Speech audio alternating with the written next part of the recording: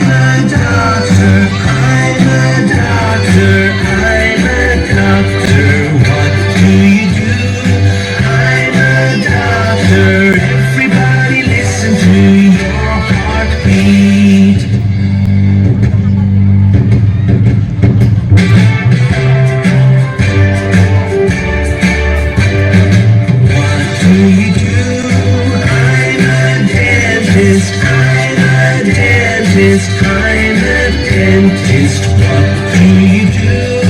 I'm a dentist. Everybody brush, brush, brush your teeth.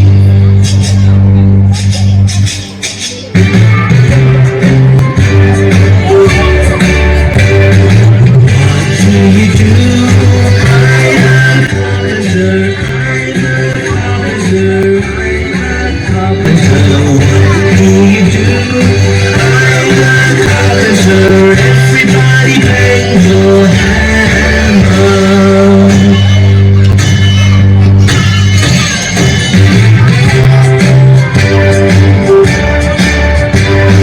What do you do?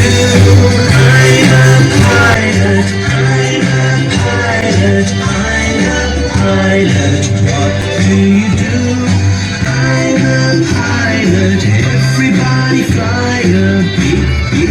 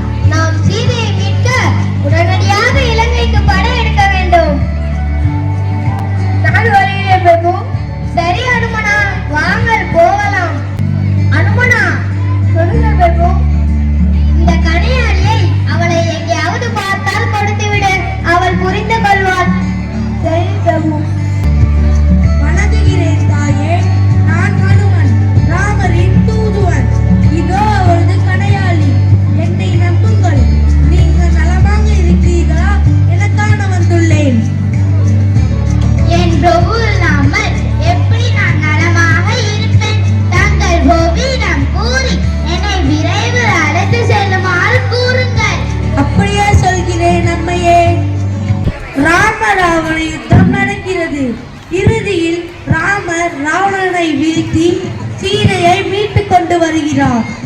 சீதாதேவியும் ராமரும் லட்சுமணனும் இறுதியில் அரண்மனை சென்றடைந்தனர். ராமர் பட்டாபிஷேகம் இனிதே நடந்தது. நன்றி.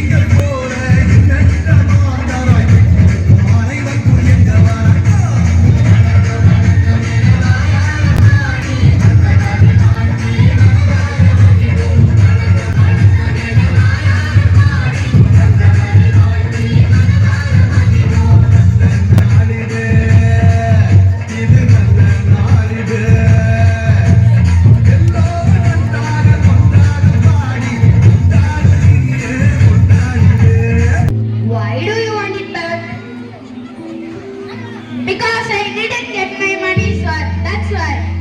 This certificate says I got an education. Well, I didn't learn anything and I want my money back. But look here, I don't understand it at all. I have never heard of anything like it. What an absurd idea. Absurd? Is it? It's a good idea. Thanks for the education I got here. My old friend gave me the idea not half an hour ago. You are not really serious, are you? I was not more serious in my life. You treat me wrong, then I will go straight to the Ministry of Education and complain about you. What makes you think you can't do anything? Everybody thinks so. If I get a job, I can't keep it. Give me an examination and tell what I want to do. Okay, I discuss with my staff. Yes, sir. Call all the teachers, arrange the meeting. Yes, sir. Principal decided to keep re-examination. What the hell is going on here? My dear sir, we are here to conduct re-examination. Alright, if you say so, let me fail as quickly as possible. Give my money. Everything else is just a nonsense. We will examine you. Alright, carry on. Let's hear the question. The examination will begin in history. Candidate answer the question. How long does that is for lost? I mean to say I don't know. Please answer my question. Exactly 7 meters. 7 meters. Right, your answer is excellent. What did you say? The answer is correct. You are excellent in history. Now the examination in geography. Please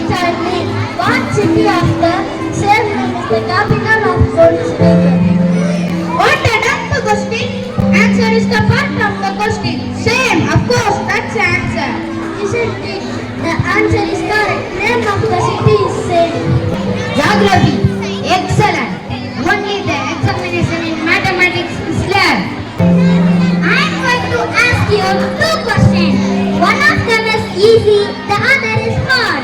The easy question is, what is the circumference of 109 degrees sided polyhedron? 109 degrees sided. 2699 liters? No, the answer is wrong. The correct answer is 2628 liters. I refuse to pass this scheme in the examination. Mark must failure. How much do we owe you?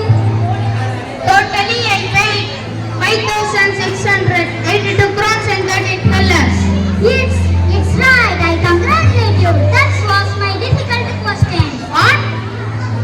That was my difficult question. I said to me that the candidate of passes in the A mathematics. How much do we refund should be exactly correct. Here Wasserhoff is mathematics genius. I present the result of the examination.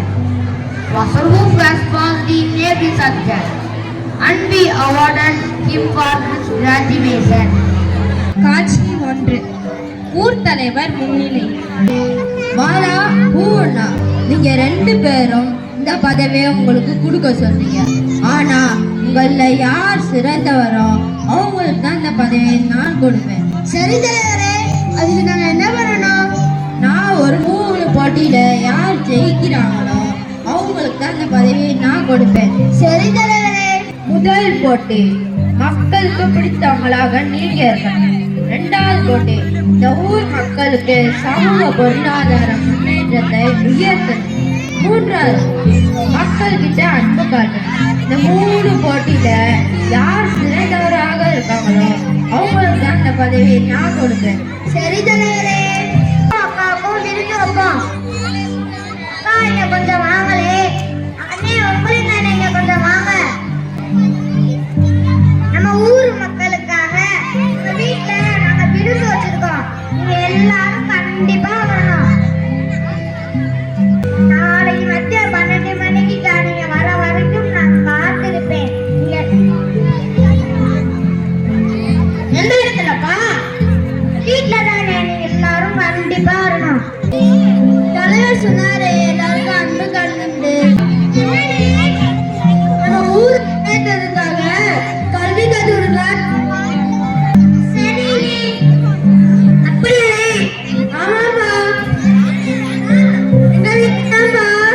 காலையில 10 மணிக்குப்பா. சரி, கண்டிப்பா வந்துடுறேனே. ரொம்ப வருத்தமா இருக்கீங்க. ஆமாப்பா, தொழிலே சரியில்லை, வியாபாரமே இல்லை, அதான் சோகமா உட்காந்துருக்கேன். அப்படியானே? தொழில் கஷ்டத்துல போதானே? ஆமாப்பா, நம்ம தலைவரும் இதேதான் சொன்னாரு. மக்கள்கிட்ட சமூக பொருளாதார முன்னேற்றத்தை உயர்த்தணுண்டு. இது ஒரு 5000 ரூபாய் இருக்குன்னு நினைக்கிறேனே. இந்த 5000 ரூபாய் வச்சு கடையில வாங்க காசு எடுத்துக்கோங்களே. ரொம்ப நன்றிப்பா, இந்த உதவியை நான் கட்டாயம் மறக்க மாட்டேன். சரிண்ணே, நான் வரேன். சரிப்பா. சந்தோஷமா இருக்க மாதிரி தெரியுது. பாவன் வந்து கடை வைக்க 5000 ரூபாய் பணம் கொடுத்துட்டு போனாப்பா. ஆமாண்ணே, நீங்க சொல்றது சரிதான். பாவன் நமக்கு தேவையானதான் செய்யறான். அவன் தான் தலைவரா வரணும். ஆனா அந்த பூவண்ணே படிப்பு சொல்லித்தரானா, வேலை சொல்லித்தரானா, ஒண்ணுமே புரியல. சரி வாங்க, நாளைக்கு பார்ப்போம். சரிப்பா. பரவாயில்லையே, நம்ம சொன்னனால பசங்க என்னமோ படிக்கிறாங்க. ஆமாண்ணே, படிக்கிறேனே. நீங்க என்னப்பா பண்றீங்க? சரிப்பா, ரொம்ப சந்தோஷம். நான் கற்றுக் கொடுத்த படிப்போட சேர்த்து உங்களுக்கு தொழில் கல்வியும் கற்றுக் கொடுக்கலான் இருக்கேன்பா. அப்படியாண்ணே? ஆமாப்பா. என்னோட வரணும்? எங்க வீட்டுக்கு தான்ப்பா. எத்தனை மணிக்கு வரணும்? காலையில 10 மணிப்பா. சரிண்ணே, கண்டிப்பா வந்துடுறேனே. தம்பி, இங்க வாப்பா. யார் நம்மளை கூப்பிடுறா? நீங்களா தாத்தா? என்ன தாத்தா வேணும்? என்னால நடக்க முடியல, உதவி செய்யாப்பா. நீங்க வேற தாத்தா, நானே எப்படியாவது போட்டியில ஜெயிக்கணும்னு பரபரப்பா இருக்கேன். இப்ப போய் கேக்குறீங்களே. அப்பா, இங்க வாப்பா. தாத்தா, என்னால நடக்க முடியல. இங்க உட்காந்து ஓய்விடுங்க. கொஞ்ச நேரத்துக்கு அப்புறம் வீட்டுக்கு போங்க. ரொம்ப நன்றிப்பா. என்னப்பா 2 பேரும் நான் சொன்ன வேலைகளை செஞ்சீங்களா? நீ என்னப்பா செஞ்ச? மக்களுக்கு பணம் கொடுத்தேன், மக்களுக்கும் விருந்தும் கொடுத்தேன். நீங்க சொன்ன எல்லாத்தையும் செஞ்சுட்டேன் தலைவரே. நீ என்னப்பா செஞ்ச? அந்த பயிற்சிகளை கற்றுக் கொடுத்தேன் தலைவரே. கல்வி கற்றுக் கொடுத்தேன் தலைவரே. நடந்த எல்லா விஷயமும் எனக்கும் தெரியும். பூவண்ணன் தான் அந்த நிர்வாகிக்கு திறமையான ஒருத்தர். நீங்க எல்லாரும் ஒத்துக்கிறீங்களா? ரொம்ப நன்றி தலைவரே. என்னை தேர்ந்தெடுத்துக்கு நீங்க மேல வச்சுட்டு நம்பிக்கை என்னை கட்டாயம் காப்பாத்துவேன். கவலைப்படாத பாலன், நீயும் வெற்றி பெறுவாய். சரி தலைவரே.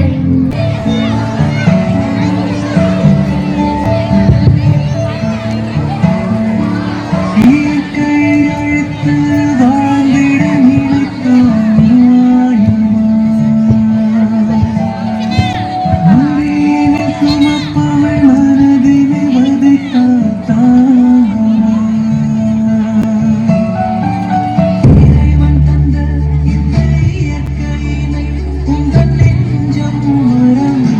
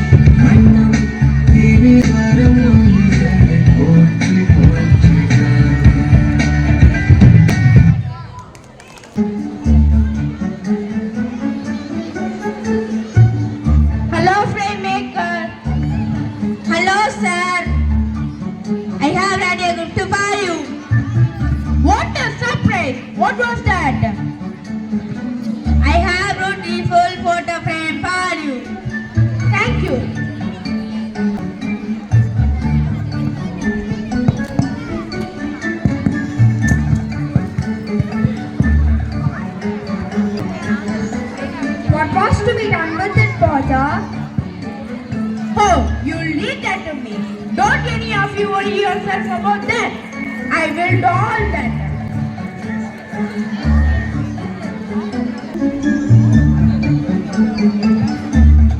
Johnny, come here. Have it ready. My name for that. Johnsy went with the confusion. How many days I should buy? And you, go and get me the hammer, Will. Tom, come here. Bring me the ruler and stepladder. Jim, come here. Go to Mr. Gold's house and lend me his split level. And Maria, you don't go. I want you to hold the light. All the characters are rushing to get their material.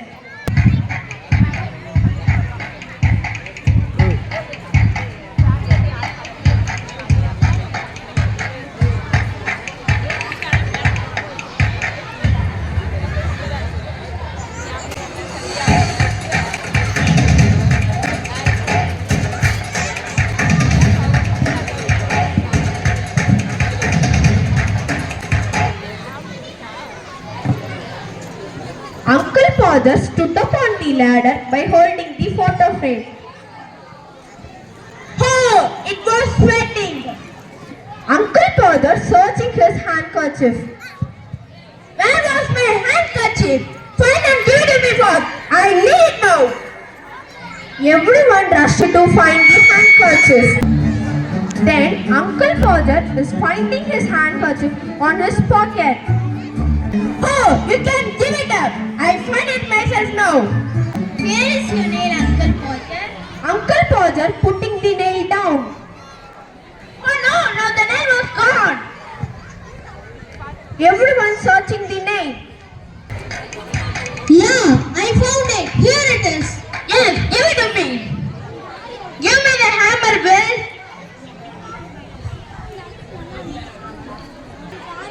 Unfortunately, the hammer is falling. Oh, catch it.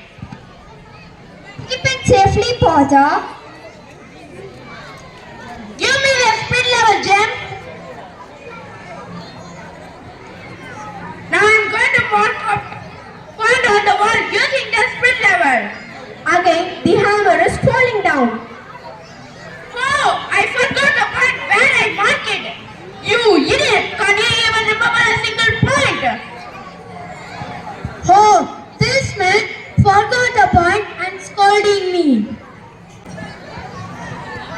At night, 12 o'clock, everybody deadbeat and wretched except the Uncle Paja. Where was my hammer? I'm going to fix the frame. Uncle Paja stepping on the ladder. Oh, please help me! I'm going to fall. Ha! Thank you, guys. Finally, I fixed the photo frame on the wall. Yeah, woo! Uncle Paja hanged the picture in crooked manner. Maria got irritated. Oh, this man took 12 o'clock to complete this. Tell me, Maria. Mr. Paja, once again, if you decide to do such work, please let me know. Why, my dear wife? I feel better to stay in my mother's home for a week instead of being here and watching the stupid things. Oh, all must disgracing men's work. Everyone was very tired and thought next time we should not help him. நாட்டு மக்கள் நலனையே நாளெல்லாம் நினைத்து நல்லாட்சி செய்யும் அதியமான் நெடுமான் நஞ்சியே வணக்கம். அருந்தமிழ் கவிதைகளால் அனைவரையும் கவரும் ஔவையே, வாருங்கள் வாருங்கள் வணக்கம். ஊரூராக சென்று மக்களையும் மன்னர்களையும் கவிதையால் மகிழ்வித்து வந்த என்னை உன் அன்பினால் கட்டி போட்டு விட்டாய். நானும் நீண்ட காலமாக உன் அரண்மனையிலேயே தங்கிவிட்டேன். நீங்கள் என் அரண்மனையில் தங்கியிருப்பது எனக்கு கிடைத்த பெரும் பேர். அதெல்லாம் இருக்கட்டும். காலையிலிருந்து உன்னை நான் அரண்மனையிலே காணவில்லையே. எங்கு சென்றாய்? காட்டு வளங்களை கண்டு மகிழ்ந்து நீண்ட நாட்களாகிவிட்டன. அதனால் இன்று நம் அமைச்சரோடும் வீரர்கள் சிலரோடும் காட்டிற்கு சென்றிருந்தேன். அங்கு இந்த கனியை பறித்தேன். இதை சுவைத்து பார்த்து எப்படி இருக்கு என்று கூறுங்கள் தாயே. நீ தரும் கனி சுவையாகத்தான் இருக்கும். கடலுக்கு அப்பால் எங்கோ தொலைவில் இருந்து இந்த தமிழ்நாட்டிற்கு கருது கொண்டு வந்தவர்கள் உனது முன்னோர்கள் தானே. இந்த இனிப்புக்கும் உங்களது குலத்திற்கும் தொடர்பு உண்டல்லவா? அதனால் நீ கொடுக்கும் கனியும் இனிக்கத்தானே செய்யும். அந்த கரும்பை விட இனிக்கிறது உங்கள் பேச்சு. சரி, இந்த கனியை சுவைத்து பாருங்கள்.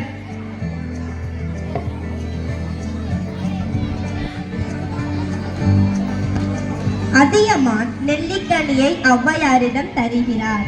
ஔவையார் அதை சுவைக்கிறார். அடடா, என்ன சுவை, என்ன சுவை! இவ்வளவு சுவையான கனியை இதுவரை நான் உண்டதே இல்லை. என்ன கனி இது? இது நெல்லிக்கனியின் ஒரு வகை. தாயே, நமது அரசர் மிகவும் எளிதாக கூறிவிட்டார். இது எங்கும் எளிதாக கிடைக்கும் கனி என்று. கிடைப்பதற்கு அரிதான நெல்லிக்கனி இது. எப்போதாவது ஒரு முறைதான் இந்த கனி காய்த்து பழுக்கும். இன்று நாங்கள் காட்டு பகுதிக்குள் சென்றிருந்த போது ஒரு மலையில் உச்சியில் இருந்த கருநெல்லி மரத்தில் இக்கனி பழுத்திருந்தது. நமது வீரர்களால் ஏற முடியவில்லை. பிறகு நமது அரசரே மரத்தில் ஏறி இக்கனியை பறித்தார். என்ன, அதியமானே மலையூச்சில் இருந்த மரத்தில் ஏறி இதனை பறித்தானா? அது மட்டுமன்று, இக்கனியை உண்டவர்கள் நோய் நொடி இன்றி நீண்ட காலம் வாழ்வார்கள் என்று பெரியோர் கூறுவர். என்ன செயல் செய்து விட்டாய் அதியமானே? நாட்டை காக்கும் பொறுப்பை உடைய நீ இதனை உண்ணாமல் என்னிடம் கொடுத்து விட்டாய். எனக்கு முன்பே தெரிந்திருந்தால் நான் உண்ணாமல் உன்னையே சாப்பிட வைத்திருப்பேன். என்னை போன்ற ஒரு அரசன் இறந்து போனாலும் வேறொருவர் அரசராகி விடுவார். ஆனால் உங்களை போன்ற அறிவில் சிறந்த புலவர் மறைந்தால் அந்த இழப்பை யாராலும் ஈடு செய்ய முடியாது. அதனால்தான் நான் எதுவும் கூறாமல் அந்த நெல்லிக்கனியை உங்களையே உண்ணச் செய்தேன். அதியமானே, நீ தமிழின் மீது கொண்டுள்ள பற்று என் உள்ளத்தை உருக செய்கிறது. சொல்லாதீர்கள். உங்கள் தமிழுக்கு தடுமாற்றமும் இல்லை, தாழ்வும் இல்லை. உங்கள் நாவில் பிறக்கும் தமிழ் என்றும் நிலை பெற்று வாழும். அதில் என் பெயரும் ஒட்டி இருக்கும். அதுதான் எனக்கு மகிழ்ச்சி. அதியமான் அரசே, தொண்டைமான் அரசர் நம் மீது போர் தொடுக்க ஏற்பாடு செய்துள்ளதாக தகவல் வந்துள்ளது. மக்களின் முகங்களில் கூட கவலையின் நிழல் படியக்கூடாது என்று கருதும் அதியமானே, இன்று உன் முகத்தில் கவலையின் நிழல் கவிந்திருப்பதன் காரணம் என்னவோ? இன்று காலை நம் ஒற்றர் கொண்டு வந்த ஒரு செய்தி என் உள்ளத்தில் சிறு கலக்கத்தை ஏற்படுத்தியது. மன்னர் தொண்டைமான் நம் மீது பகை கொண்டவன் என்பது தாங்கள் அறிந்ததுதானே. அவன் இப்போது நம் மீது போர் தொடுக்க ஏற்பாடு செய்து விட்டானாம். நம் தலைக்கு மேல் போர் மேகங்கள் சூழ்ந்து விட்டன. அதியமான் நெடுமான அஞ்சியே, அஞ்சி என்னும் சொல் உன் பேரில் தான் உள்ளன. ஆனால் ஒரு நாளும் நீ அஞ்சியதை நான் கண்டதில்லை. போர் உனக்கு புதிதா என்ன? போர் எனக்கு புதிதும் அல்ல, நான் போரை கண்டு அஞ்சுபவனும் அல்ல. ஆனாலும் ஏன் இந்த கலக்கம்? ஈரத்திலும் வீரத்திலும் உனக்கு இணை சொல்ல யாருண்டு? நீர்நிலையில் படுத்திருக்கும் யானையானது தன் மீது ஏறி குதித்து விளையாட்டு செல்வரிடம் பணிந்த அன்பு காட்டும். அதுபோல நீயும் எம்மை போன்ற புலர்களிடம் பணிந்த அன்பு காட்டி காட்சிக்கு எளியவனாக விளங்குகிறாய். அதே யானை போர்க்காலத்தில் பகைவரை வேறொன்ற செய்வது போல நீயும் போரை வெல்கிறாய். அத்தகைய வீரம் உடைய நீ இன்று போரை கண்டு தயங்கலாமா? தமிழறிந்த அன்னையே, நான் எத்தனையோ போர்க்களங்களை கண்டவன், பகைவர்களை வென்றவன். அது உங்களுக்கு தெரியாதன்று. ஒவ்வொரு போரின் போதும் எத்தனை உயிரிழப்புகள்! அவனை இழந்த பெண்கள், மகனை இழந்த தாய்மார்கள், தந்தையை இழந்த பிள்ளைகள், அன்னையை இழந்த தம்பி தங்கைகள் என எத்தனையோ பேரின் கண்ணீர் ஒரு போரின் வெற்றிக்கு பின்னால் மறைந்திருக்கிறது. அதனால் இந்த போரை தவித்தால் என்ன? அன்பில் சிறந்த அதியமானே, இப்போதுதான் உள்ளம் எனக்கு புரிகிறது. தொண்டைமானிடம் செல்கிறேன், போர் ஏற்படாதவாறு தவிர்க்கிறேன். ஆனால் நீ என்ன சொல்ல வருகிறாய் என்று எனக்கு புரிகிறது. உனது தன்மானத்திற்கும் உனது வீர உணர்விற்கும் எந்த இலக்கும் வராமல் நான் நடந்து கொள்வேன். நான் சென்று வருகிறேன்.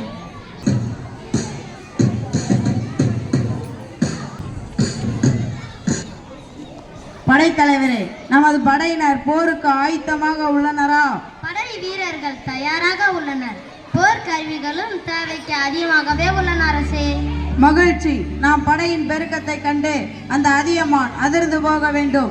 அதியமான் இப்போது அதிர்ந்துதான் உள்ளார் அரசே.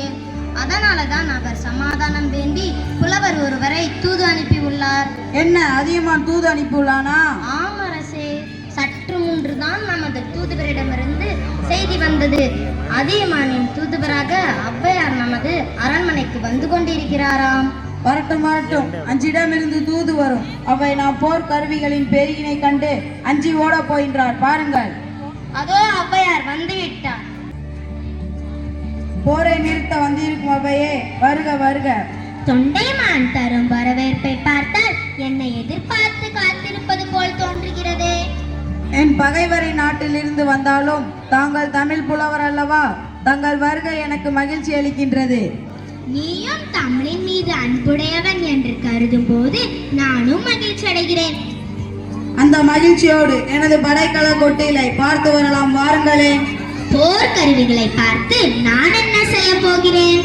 எத்துணை பெரிய படை வலிமை உடைய அரசரோடு உங்கள் அதியமான் மோத போகிறான் என்பதை நீங்கள் அறிய வேண்டாமா? அதையும் பார்ப்போம் வா. என் படைக்கருவிகளை பாருங்கள் அவையே. இவ்வளவு பெரிய படைக்கல கொட்டிலை இதற்கு முன்பு பார்த்திருக்க மாட்டீர்கள். ஆமாம், அம்பு, வாள், ஈட்டி, மழு என எத்தனை பார்க்கும் போதே வியப்பாக இருக்கிறது அல்லவா? ஆமாம், கருவிகளின் அளவு மட்டுமன்றி அவற்றை அடுக்கி வைத்திருக்கும் முறையும் கண்களை கவர்கின்றன. எல்லாம் புத்தம் புதிதாக நெய் பூசப்பட்டு மாலையும் மயில் தோகையும் அணிவிக்கப்பட்டு எளிதாக காட்சியளிக்கின்றன. உங்கள் அதியமானின் படைக்கருவிகளை பற்றி கூறுங்களேன். அதை ஏன் கேட்கிறாய்? அது இவ்வளவு அழகாக இல்லை. அதியமான் அடிக்கடி போர் புரிந்து கொண்டே இருப்பதால் அவனது கருவிகள் எல்லாம் பகவரின் உடலில் நுழைந்து குருதி கரைகளுடன் நுனி உடைந்து மழுங்கி கிடக்கின்றன. தொண்டைமானே, திடீரென ஏன் உன் முகம் சுருங்கிவிட்டன? உங்கள் சொற்கள் என்னை குழப்பிவிட்டன. என்ன குழப்பம்? என் படைக்கருவிகளின் அளவையும் அழகையும் பற்றி பாராட்டி கூறினீர்கள். அதை கேட்ட என் உள்ளம் மகிழ்ச்சி அடைந்துள்ளது. உண்மைதான், உனது கருவிகள் எல்லாம் புத்தம் புதிதாக இருக்கின்றன. ஆனால் நீங்கள் அடுத்து கூறிய செய்திதான் என்னை சிந்திக்க வைத்துவிட்டது.